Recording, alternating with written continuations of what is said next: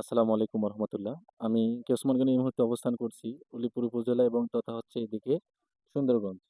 এই ২ টা উপজেলার মাঝ পয়েন্টে যেটাকে বলে যে কাশিমবাজার তিস্তা নদীর ধার অর্থাৎ ডেবরির মোড়ে অবস্থান করছি।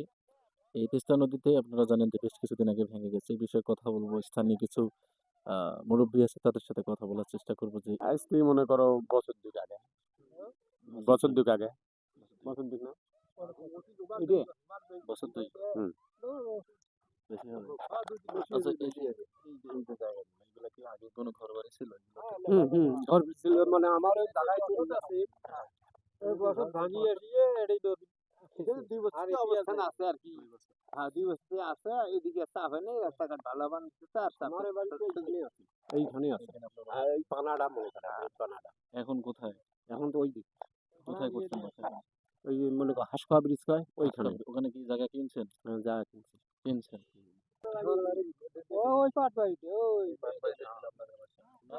আমার বাড়ি ওখানে এখন জায়গা কিনে কি করছেন?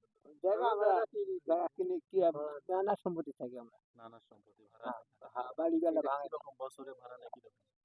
বছরে মনে করো 5 বছর কাজে 15,000 বা 20,000 যার যেমন সমর্থন 5 বছর 10 বছর আপনিও?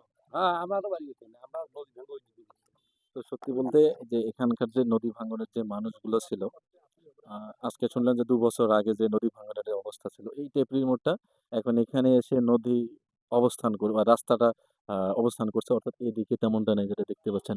আচ্ছা, আচ্ছা এখানে কতগুলো ঘরবাড়ি ছিল তারপরেও? কতগুলো বহুত ছিল পরিবার? আনুমানিক মনে কতগুলো করো পরিবার? হাজারও তো বেশি এটা কি হ্যাঁ এটা বসত আছে তো এখানে সম্পূর্ণ বসত আছে সম্পূর্ণ বসত ছিল। হ্যাঁ তো জানতে পারলাম যে এখানে স্থানীয় যে মানুষরা আছে তারা বলতেছে যে প্রায় ১,০০০-এর উপরে বসত ভিটা ছিল, যেগুলো এখন নদীগর্ভে বিলীন হয়ে গেছে। আচ্ছা এই বসত ভিটা বাদে এমনিতে স্কুল, কলেজ, মাদ্রাসা এগুলো ছিল কি? আছে স্কুলও আছে স্কুলও আছে কয়টা স্কুল ছিল?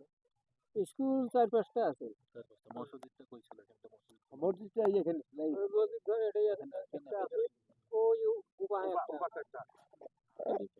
আচ্ছা এই মসজিদগুলো এখন কোথায় আছে? যে মসজিদগুলো এখানে ছিল সেটা এখন কোথায়? ওই দিকটা ওই পারে পার হয়ে গেছে ওই পারে। আর এইখানটা এই এখানে আনছে আচ্ছা এই যে নদী ভাঙার পরে যে আপনাদের যে এই যে এদিকে বাড়িঘর করলেন, এগুলো করার পর আপনাদের যে বিভিন্ন যে চেয়ারম্যান, এমপি এরা কি ধরনের পদক্ষেপ নিচ্ছে? না কই কোনো কিছু করে নাই কই কি করছে কিছু করে নাই? না আচ্ছা, আচ্ছা, আরেকটা বিষয় যে নদী ভাঙনের যে মানুষরা থাকে এটা কি ধরনের কষ্ট মনে করেন? এটা আল্লাহ মাহবুব সেই জানে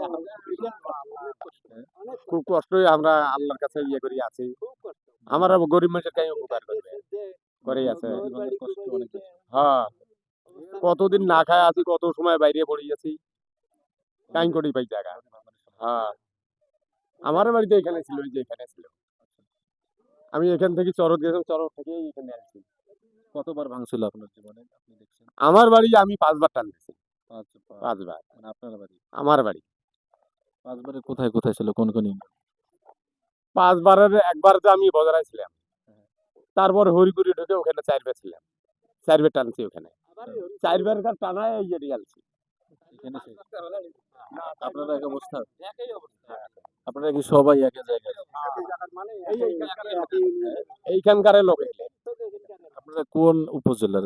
সুন্দরবন নাকি? আমরা আমরা হলাম বজরা ইয়া উলিপুর